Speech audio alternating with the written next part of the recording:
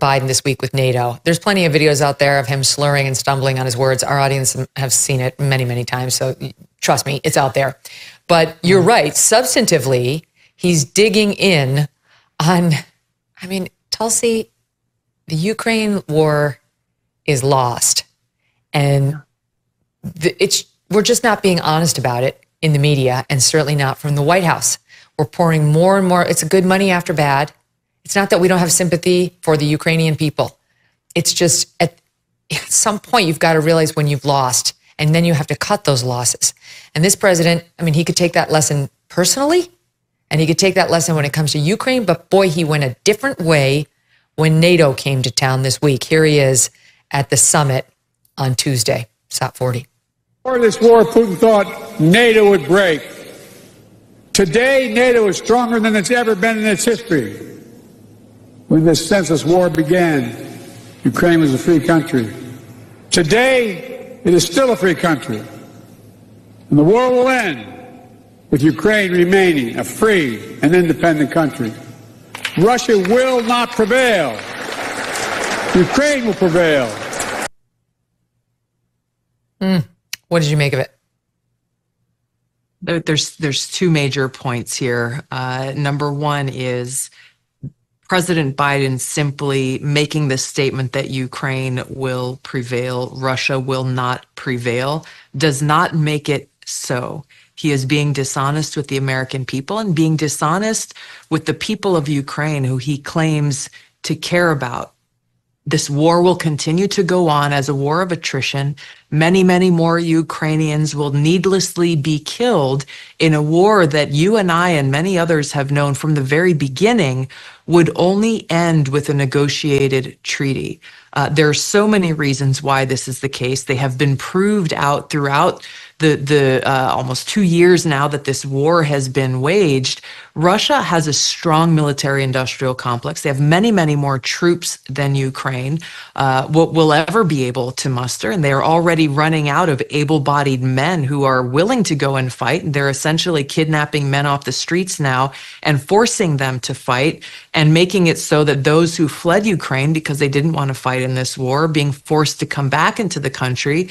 Russia has already rebuilt and reconstituted their military to a point where they are stronger now, both in hardware and in manpower, than they were when they started this war, when they invaded Ukraine, which obviously was wrong, but this is the reality that we are facing. So for President Biden to say this, to make this statement, promising our taxpayer dollars, as we know, some NATO allies are looking at sending in their troops, which, if anything happened to a single one of their troops, would invoke Article 5 and force us to get involved. He's being dishonest with the American people about the cost, both of our taxpayer dollars and our security. The longer this goes on, the more it continues to escalate, as President Biden is escalating this proxy war, which ultimately is about regime change in Russia. The closer we get to nuclear Armageddon, and we are already closer than we ever have been before.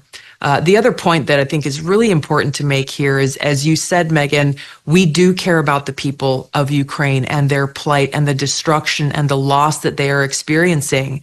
Those who really care about the people of Ukraine, if President Biden really cared, he would have led those negotiations to end this war a long time ago. We have the leverage to be able to do it. Lastly, he talks about Ukraine is free and will remain free. What does that freedom look like? Well, in a free Ukraine under President Zelensky, he has dismantled, disbarred, and imprisoned any major political opposition individuals or political parties. Anytime they stand up and start to challenge him, he uses his Department of Justice to ban their existence and to seize their assets. He just did it again recently, a few weeks ago.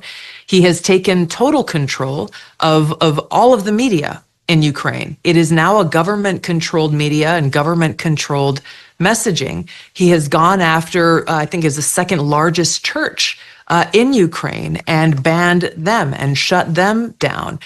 He has canceled elections so that anyone who wanted to challenge him and his leadership and the decisions that he's making does not even have the opportunity to do so. So how can you say this is a free country? And secondly, we look at, well, how does that apply to, why should we care?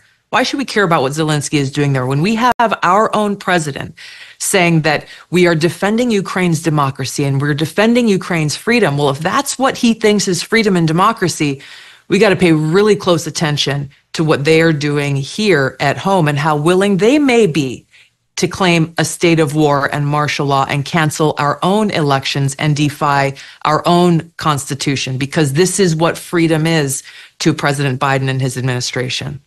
You know, one of the claims that Joe Biden made at that debate that, again, we didn't really get to because we were all slack-jawed at the actual condition of our president was he continued to raise the blowback that he orchestrated against Russia and said, I shut Putin down. I'm the guy who shut Putin down. And you couldn't help, he said this in the Stephanopoulos and he said in the debate too, and you couldn't help but think, wait a minute, wait a minute. Because first of all, you created a condition in which it was provocative for yes. Putin, and that he believed, yes, based on your own words, which we don't know whether you knew you uttered or not, about, well, if it's a minor incursion, that he could do this and get away with it. He saw what happened with Afghanistan and the disastrous withdrawal and how weakened the United States was. And then he acted. And then it is true that we led a worldwide effort to impose sanctions on Russia. And Joe Biden said, let's wait to see how he is in 18 months. Wait to see how Putin is in 18 months after all my sanctions.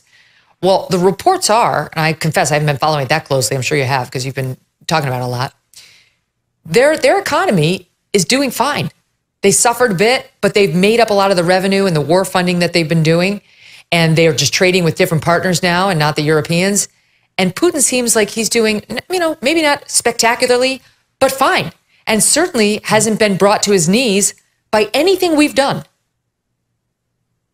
It's a fact. It's a fact. The fact that Joe Biden is gloating about the expansion of NATO, really what he is gloating about is the fact that he has made us, the American people, and the world far less safe, because by doing so, knowingly, and history tells us this is true, the red line has always been around, for Russia, has always been around how they view an expansion of NATO encroaching around their borders as a red line and as an existential threat to their security. It's been very clear since before Putin was ever even in power, and it still remains true today. We look at how we would feel if we were in a similar situation. We would also be concerned about such an existential threat. So the fact that even before Putin invaded Ukraine, you had Kamala Harris once again out there in a very provocative way, promising that Ukraine would become a member of NATO. Tony Blinken recently, again, promised Ukraine will become a member of NATO. So where does this road lead? It leads to one that is more dangerous than many people can even imagine, and one that President Biden is lying to the American people about. You hear all of this bluster as he's trying to project strength, but what he's actually doing is putting the interest of the military-industrial complex and his own facade of bravado and power ahead of our own safety and security and our ability to even think about having a world to live in tomorrow. No one talks about nuclear war these days, which should be a red flag to everyone, given we are closer to the brink of nuclear war than ever before. And President Putin has made no bones about the fact that they are running nuclear armament drills and that their laws have been changed to say if we face an existential threat, we are authorized to use nuclear weapons. What that would kick off in the world is unimaginable when we think about the last 20 years of war we've seen in Afghanistan and Iraq. We look at the cost of war, the cause of the blast itself, children's skin melting off in the streets. You have the nuclear winter that follows for anyone who survives that initial blast. Ronald Reagan was 100% correct and understood the seriousness of this when he said a nuclear war cannot be won and should never be fought. We should heed those words very carefully now, because quite literally, the very future of humanity and this planet are what is at stake because of what Joe Biden has done.